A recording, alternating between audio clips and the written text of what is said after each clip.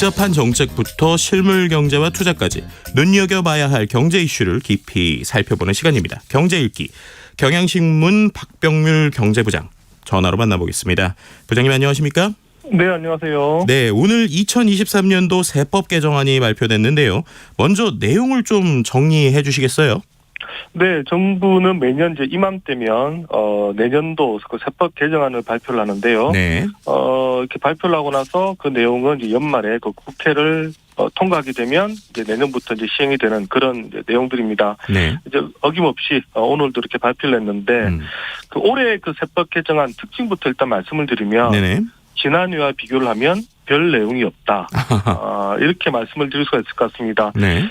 실제로 기재부도 작년에는 그 세제 개편안 이런 말로 썼는데요. 올해는 세법 개정안 이런 또 표현을 씁니다. 네. 그러니까 이제 작년에는 아무래도 윤석열 정부 첫 해다 보니까 뭐 종부세 인하라든가 법인세 인하 같은 아주 그 큰 폭의 세제 자체가 변화하는 이런 게 있었는데 네. 올해는 약간의 그 미세 조정을 한 것 빼고는 없기 때문에 세제 개편안이라는 말을 썼다. 이제 이런 얘기를 하고 있습니다. 또 뭐 현실적인 여건 그리고 환경상 이 정권 2년 차에 대대적인 또 하나 이제 개편을 하기는 어려웠다. 이게 이제 기재부의 설명입니다. 다만 이제 그 저출생 문제 계속 얘기가 나오다 보니까 네네. 이번에는 이제 이와 관련해서 이제 세법 개정안에 이제 좀 일부 담겨 있습니다. 하지만 아주 뭐 파격적이다 이렇게 보기는 어렵고요. 네. 대부분이 이제 기존의 세제 지원을 확대하는 게 이제 대부분인데 여기서 이제 뭐 몇 가지 이제 언급을 해드리면 네. 일단 그 혼인할 때 증여공제가 일단 처음으로 이제 적용이 됩니다. 증여공제요? 네. 네, 이건 이제 첫 시행이 되는데요.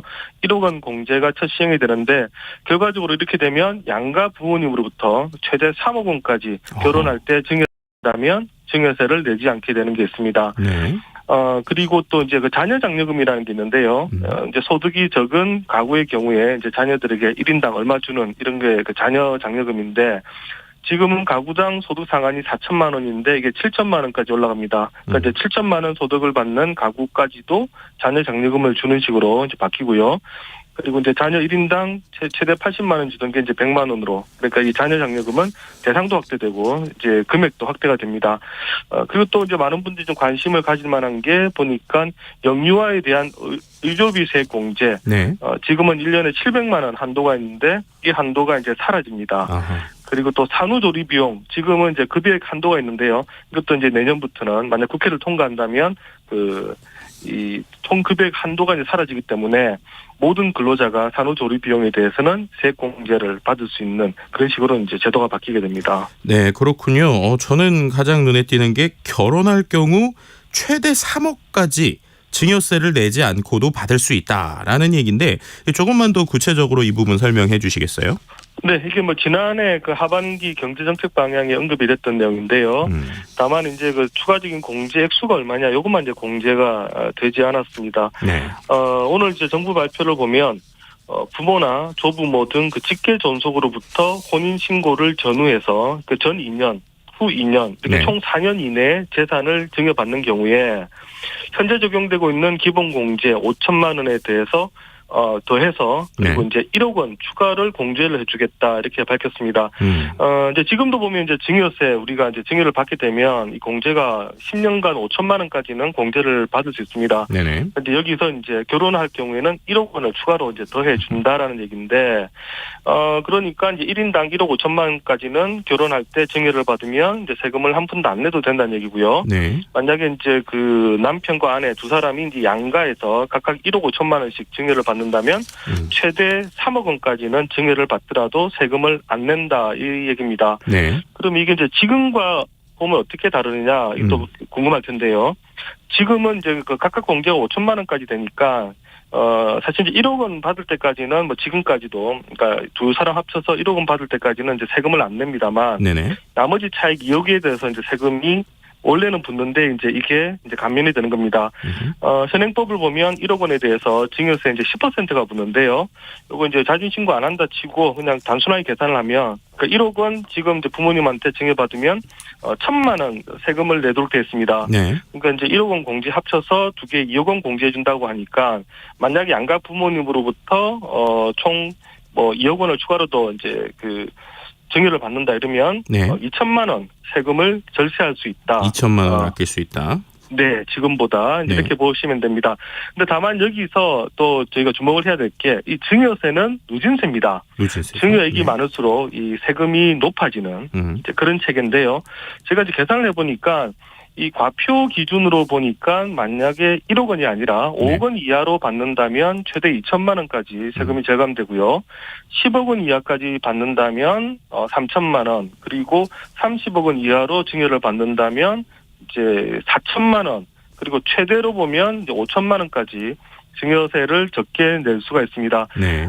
물론 이렇게 이제 최대 증여를 받는 경우는 증여받는 액의 절반을 세금으로 내기 때문에 네. 저희가 이제 세무사들한테 물어보니까 고자산가들은 이제 이런 식으로 최대까지 해서 증여하지는 않는다라고 얘기를 합니다만 어쨌든 산술적으로는 이번 조치로 인해서 받을 수 있는 증여세 감면액은 최대한 5천만 원까지 이렇게 수치적으로 이제 볼 수가 있을 것 같습니다. 네.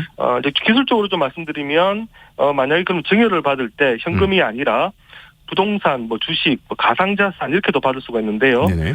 이런 경우는 이제 세법에 따라서 가액을 평가한 뒤에 공제를 적용을 받게 되고 특히 이번 조치 중에 이제 눈길이 가는 게 재혼을 할 때도 똑같이 결혼자금 증여 공제 혜택을 이제 받을 수가 있습니다.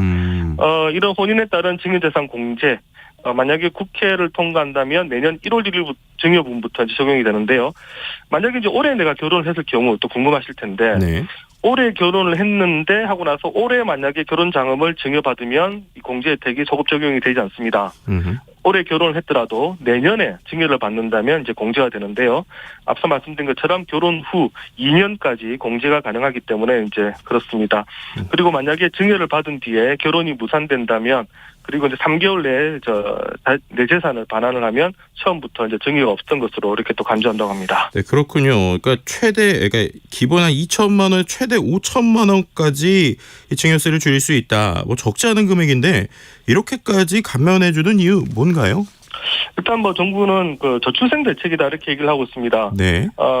결혼을 일단 해야 아이를 낳을 수가 있고 그러기에 이제 상대적으로 저출생을 해결할 수 있는 하나의 이제 방법이다 보니까 이제 결혼을 장려하는데 이 같은 대책이 도움이 된다 이렇게 보고 있습니다. 그리고 또 이제 현실적으로 보면 이 자녀에 대한 증여세가 아까 말씀드린 것처럼 지금 5천만 원으로 공제가 묶여 있는 게요. 지금 한 10년 됐습니다. 당시에 5천만 원으로 정했을 때도 이제 우리 그 국민 정서상 결혼할 자녀에게 전셋값 정도는 이제 부모가 마련해 주는 게 가능하지 않느냐. 그래서 이제 5천만 원으로 상정을 했다는 게 기재부 얘기인데요. 네. 근데 이제 지난 10년간 물가가 오르고 집값도 많이 뛴 만큼 전셋값 기준으로 본다면 한 1인당 1억 5천까지는 해줄 수 있는 것 아니냐. 그래서 이제 1억 5천으로 정했다라는 게 이제 기재부의 설명입니다. 아무래도 이제 이렇게 전세를 구하는데 부모님이 도와줄 수 있다면 결혼 비용 부담이 줄어들고 결혼하기 좀 쉽지 않겠느냐. 라는 게 기재부 오늘 추경호 부총리의 이제 설명이기도 합니다. 네, 그렇군요. 근데 의견들이나 댓글들 보더라도 돈 있는 사람들 증여세 줄였으면 좋겠다. 이런 얘기도 나오는데 결혼하는 자녀에게 3억 원을 지원해 줄 수 있는 부모님이 흔치는 않을 것 같거든요. 이거 문제는 없을까요? 맞습니다. 이게 3억 원 지원한다면 사실상 제가 먼저 생각해 볼 수 있는 게 현금 지원을 한번 생각을 해볼 수 있을 텐데요. 네. 부모님이 1억 5천을 나도 결혼했다고 줄 수 있는 부모님 그렇게 우리는 많지는 실제로는 아닐 것 같은데 이게 지금 여러 가지 또 문제를 제가 제기를 할 수 있는 게 있는데요. 네. 하나는 아까 그 공제해 주는 기간이 좀 긴 것 아니냐. 그렇죠. 2년에서 2년.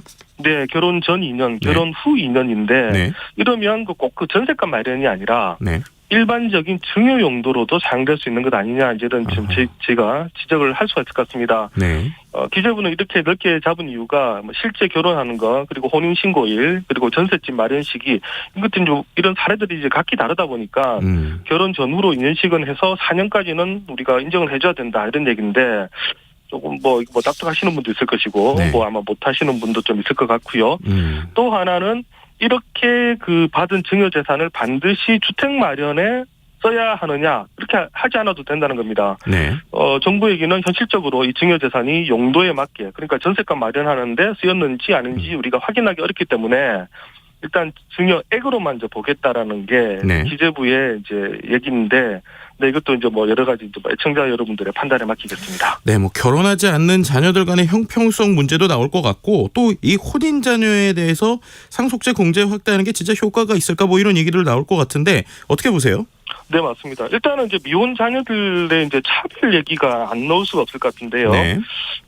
여러 자녀가 있는데 어떤 결혼한 자녀가 있고 결혼하지 않은 자녀가 있는데 결혼하지 않는 자녀는 상대적으로 그렇다면 역차별을 당하는 것 아니냐. 네. 이제 이런 문제가 분명히 나올 것 같습니다. 그리고 또 일각에서는 뭐 결혼 안 한 데 대한 무슨 뭐 징벌적 과세냐 이런 이제 불만도 할 수가 있을 것 같은데요. 네. 그렇다면 제가 이제 고민해 볼 수 있는 게 결국 이런 논란이 확대되다 보면 결국은 이제 미혼 자녀들까지도 증여세 공제가 확대되는 것 아니냐. 이런 제가 이제 합리적인 의심을 해볼 수가 있는데 네. 그러면 만약에 자녀에 대한 또 공제가 확대된다면 그렇다면 배우자에 대한 공제도 지금보다 또 확대해야 되는 것 아니냐. 또 이런 또 문제가 나오고 있습니다. 배우자에 대한 공제도 지금 6억 원인데 이게 지금 10년째 묶여 있다 보니까 네. 자녀에 대한 공제 확대되면은 또 당연히 또 이런 논쟁이 또 나올 수가 있을 것 같고요. 그렇다면 이제 결과적으로 결국 이번 그 혼인 공제가 결국 상속증여세 감세를 추진하는 어떤 또 지렛대가 되는 것 아니냐, 장기적으로. 네. 또 그렇게 보는 또 시각도 있습니다. 이와 함께 이번 그 세법 개정안에 보면 그 가업을 상속하면 이제 상속세 공제를 해주는 그 가업 상속 공제라는 게 있는데요. 네네. 이것도 이제 확대를 시켰습니다. 이 과거에 이제 도입이 됐던 건데, 근데 이제 문제는 이 가업 상속 공제가 매년 확대가 되고 있습니다. 아하. 이게 이제 초창기에 그 시작을 할 때는 네. 아주 그 중소기업에 한해서 그 아주 제한적으로 그리고 이제 적은 액수에 대해서 상속 공제를 해주고요. 상속세 공제를 해주고 그리고 요건도 뭐 되게 많았습니다.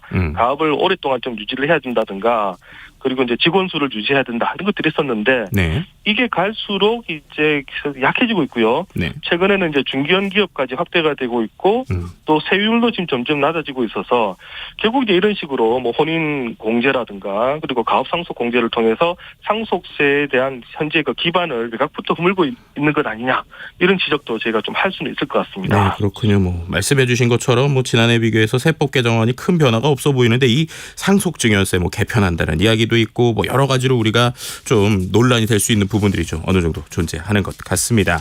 경제 읽기 지금까지 경향신문 박병률 경제부장께 들어봤습니다. 감사합니다. 네, 감사합니다. 네, KBS 1라디오 김성환의 시사야 1부 순서는 여기에서 마무리하도록 하고요. 2부 순서는 사건 사고 뉴스를 살펴보는 밤참 뉴스 무엇이든 보러 가세요 순서로 찾아오겠습니다. 전 11시 정각 2부에 다시 오겠습니다.